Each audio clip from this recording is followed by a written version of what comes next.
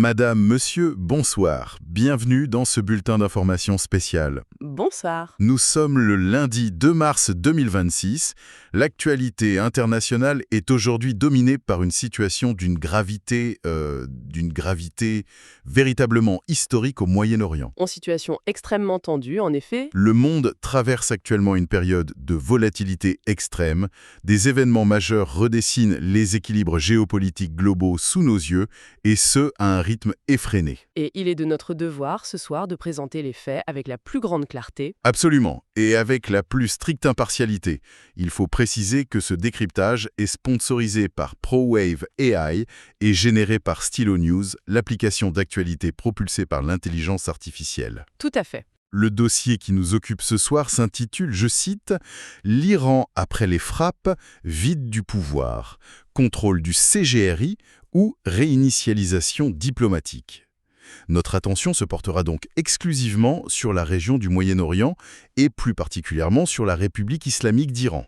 Pour débuter, et pour ceux de notre audience qui ne seraient pas familiers avec l'outil qui rend cette analyse approfondie possible, il semble pertinent de préciser brièvement ce qu'est Stylo News.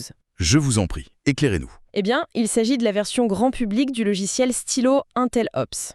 Un logiciel d'origine militaire, si je ne m'abuse. C'est exact. À l'origine, cette technologie a été strictement conçue pour des opérations d'entreprise de très haut niveau, ainsi que pour les gouvernements et les forces armées. Ce qui implique un niveau d'analyse très poussé. Précisément. Cela signifie qu'aujourd'hui, le grand public a un accès absolument inédit à un outil stratégique.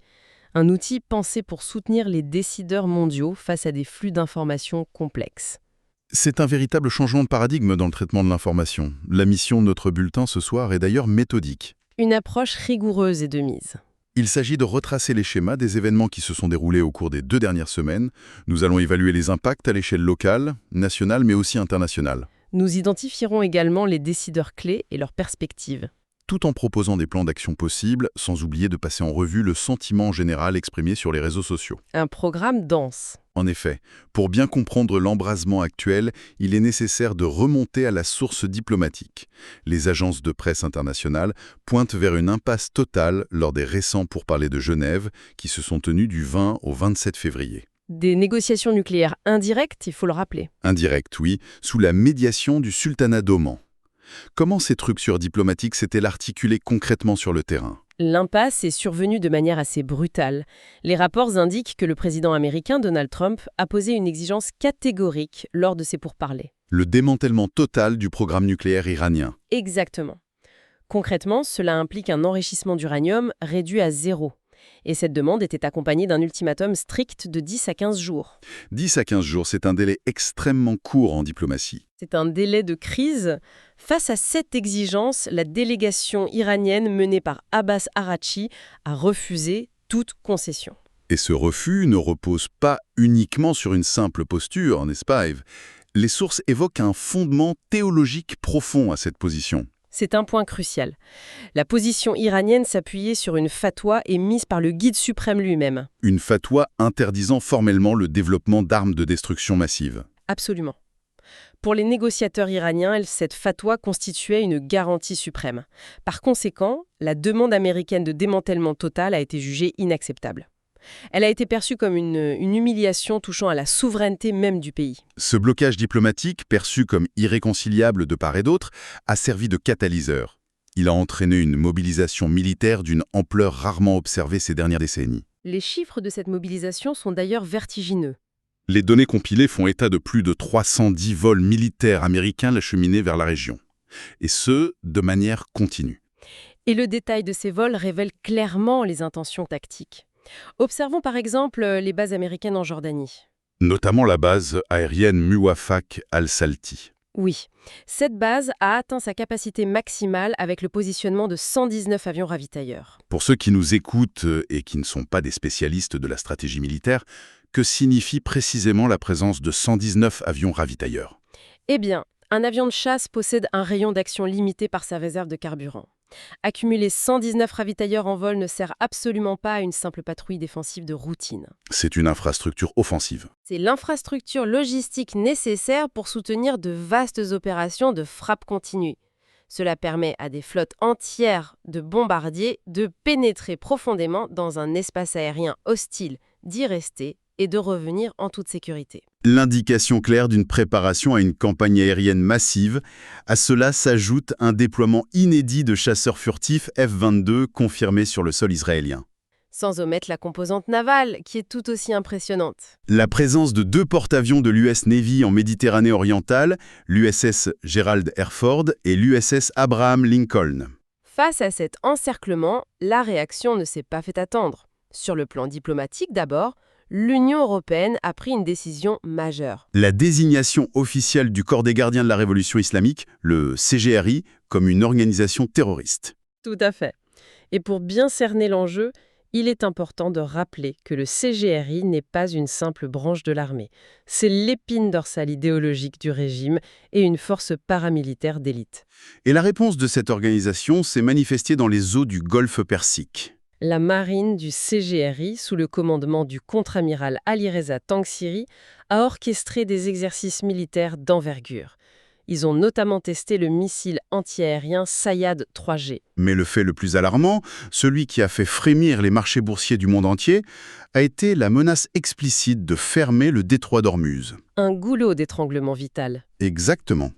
Environ 20% de l'approvisionnement mondial en pétrole transite par ce détroit. Le bloquer reviendrait à asphyxier l'économie globale. Mais pour bien saisir la gravité de la situation, il faut replacer ces événements dans un contexte international plus large. Le monde entier était déjà sous haute tension à la fin du mois de février. C'est une observation capitale. Durant cette période, le président américain a prononcé le discours sur l'état de l'Union le plus long de l'histoire. Un discours mettant sévèrement en garde contre la menace balistique iranienne. Simultanément, la diplomatie mondiale était en ébullition. Le Premier ministre indien, Narendra Modi, effectuait une visite stratégique en Israël. Et même de l'autre côté du globe, au Mexique, l'élimination du chef de cartel El Mencho par les forces militaires illustre ce climat sécuritaire mondial extrêmement tendu. C'est dans ce climat électrique que l'ultimatum américain a expiré, ce qui nous amène à la nuit du 28 février, la date où la diplomatie a définitivement cédé la place à l'action militaire directe. Le déclenchement de l'opération nommée Epic Fury. Comment cette offensive s'est-elle déroulée? Les rapports sont particulièrement denses sur ce point. Le 28 février a marqué un point de bascule. Les États-Unis et Israël ont lancé conjointement cette opération avec une intensité foudroyante. Les sources font état de près de 900 frappes. 900 frappes, aériennes, maritimes et par drone. Et le fait marquant, c'est que ces 900 frappes ont été exécutées en l'espace de seulement 12 heures. Une saturation totale de l'espace aérien. Quelles étaient les cibles de cette campagne de bombardement? Les frappes ont visé des cibles purement militaires avec une précision chirurgicale. Des infrastructures de défense antiaérienne, des bases de lancement de missiles balistiques et bien sûr des installations liées au programme nucléaire. Des destructions d'infrastructures, un événement central a littéralement redessiné la carte politique du Moyen-Orient. Les informations confirmées par plusieurs agences de presse ont rapporté une nouvelle d'une portée historique. L'élimination physique du guide suprême iranien, l'ayatollah Ali Khamenei. C'est indéniablement le fait majeur de cette crise. L'ayatollah Khamenei, ainsi que plusieurs hauts responsables de la sécurité de l'État, ont perdu la vie lors d'une frappe ciblée sur sa résidence à Téhéran. La disparition du guide suprême n'est pas comparable à la perte d'un chef d'État occidental ordinaire. Il était la plus haute autorité religieuse, politique et militaire du pays. La clé de voûte de la République islamique. Sa mort plonge la nation dans un état de choc institutionnel et crée un vide immédiat au sommet du pouvoir. Malgré ce vide soudain et une chaîne de commandement lourdement touchée, la riposte de Téhéran a tout de même eu lieu. Les mécanismes de défense préétablis se sont activés. L'Iran a lancé des salves de missiles et de drones contre des bases américaines et israéliennes situées dans la région du Golfe. Il faut également souligner l'ouverture d'un autre front, beaucoup plus silencieux, mais tout aussi destructeur. La cyberguerre. Les rapports soulignent l'état d'alerte de la CISA, l'agence américaine de cybersécurité, mais un détail attire l'attention de nos sources.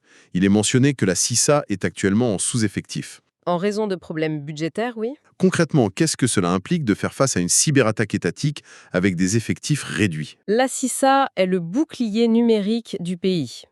Dire qu'ils sont en sous-effectif en pleine cyberguerre, c'est préoccupant. L'Iran possède l'une des armées de pirates informatiques les plus sophistiquées au monde. On parle d'intrusion visant les infrastructures critiques. Absolument. Couper des réseaux électriques, perturber la distribution d'eau ou bloquer des systèmes hospitaliers. Sans oublier des opérations psychologiques sur les réseaux sociaux pour semer la panique. Sur le plan économique, la menace de bloquer le détroit d'Ormuz a été brièvement mise à exécution. La circulation maritime a été entravée. Cependant, le détroit a été rouvert dès le 1er mars. Pourquoi une fermeture si brève, selon l'analyse de nos sources? C'est un calcul stratégique des autorités restantes. Une fermeture prolongée aurait provoqué une pénurie mondiale immédiate. Mais surtout, cela aurait aliéné les derniers partenaires stratégiques de l'Iran, à savoir la Chine et la Russie. Ces deux nations dépendant massivement de cette voie maritime. Tout à fait. La réouverture rapide indique une volonté de ne pas s'isoler totalement, tout en démontrant une capacité de nuisance réelle. Cela nous amène naturellement à analyser les conséquences profondes de ces frappes à l'intérieur du pays. L'impact national se caractérise par ce fameux vide du pouvoir institutionnel. La constitution iranienne prévoit des mécanismes pour ce genre de situation. Un conseil de direction temporaire a été formé. Comprenant le président de la République et de hauts responsables judiciaires. Et parallèlement, l'Assemblée des experts, cet organe clérical composé de théologiens, a l'obligation de se réunir en urgence pour désigner un nouveau guide suprême. Mais cette transition politique se déroule dans un climat intérieur qui s'apparente au chaos. Les rapports font état d'une recrudescence massive des manifestations anti-régime. Des manifestations exacerbées par des attaques armées menées par l'opposition en exil, le groupe connu sous l'acronyme MEK.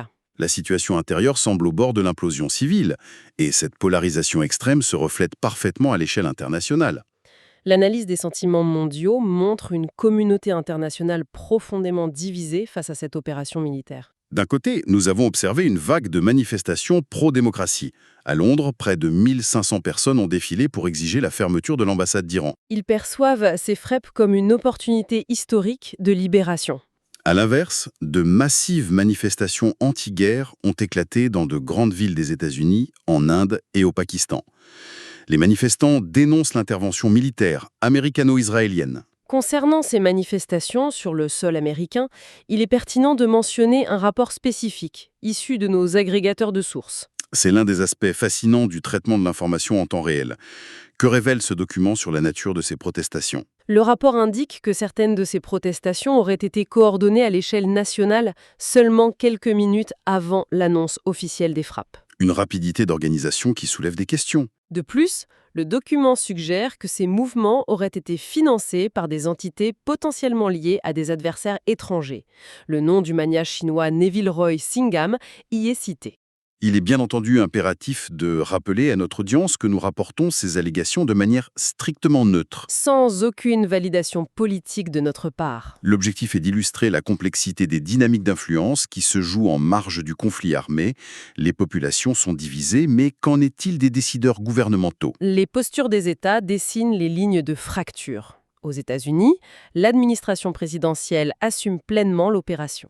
Ces frappes sont présentées comme une action préventive nécessaire pour démanteler la menace nucléaire. Il y a même un appel ouvert à un changement de régime initié par le peuple iranien. Pour Israël, l'argumentaire se concentre sur la survie de la nation. L'opération est justifiée comme une mesure de défense existentielle face au réseau terroriste parrainé par l'Iran. Le Hamas, le Hezbollah et les Houthis. En marge de cela, on observe une initiative des Nations Unies concernant la bande de Gaza. La création proposée d'un Board of Peace.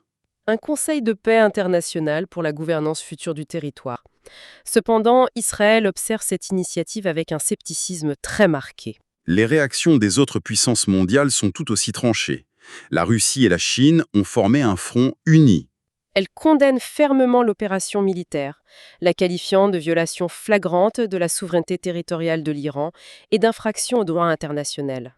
De leur côté, l'Union européenne et l'ONU se retrouvent dans une position de médiation. Leurs appels réclament une désescalade urgente. Et insistent sur le respect des normes humanitaires, particulièrement face au rapport de pertes civiles lors des bombardements. Ce panorama exhaustif de la crise nous conduit à examiner l'avenir. Quels sont les événements futurs probables que les observateurs devront surveiller avec la plus grande attention?